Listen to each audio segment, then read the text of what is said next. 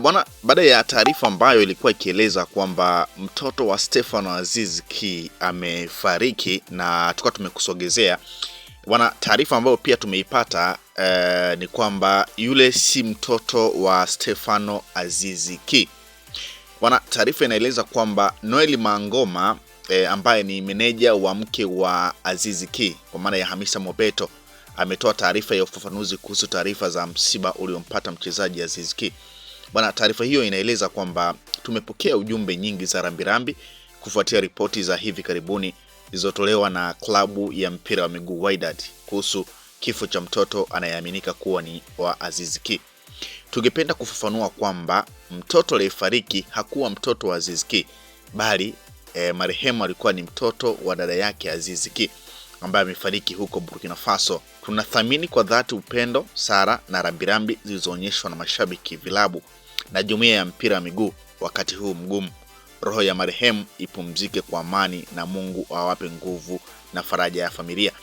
Bwana, kwa hiyo baada ya Wydad Casablanca kutoa taarifa ya kifo hicho, bwana, aliyefariki sasa si mtoto wa Stefano Aziz Ki, bali ni mtoto wa dada wa Aziz Ki. Kwa hiyo ieleweke hivyo.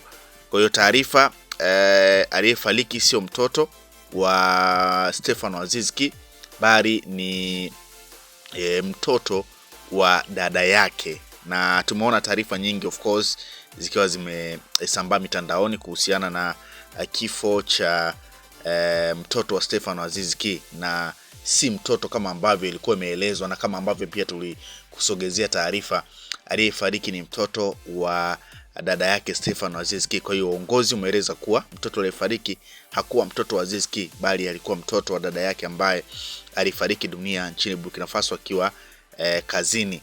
Taarifa hiyo imekuja baada ya jumbe nyingi za pole kutolewa na mashabiki, klabu mbalimbali pamoja na wadau wa soka walioguswa na taarifa za awali. Uongozi wa Aziz Ki umeeleza kuthamini upendo, maombi na mshikamano ulioonyeshwa na jamii ya soka, huko akiomba heshima na faragha kwa familia katika kipindi kigumu.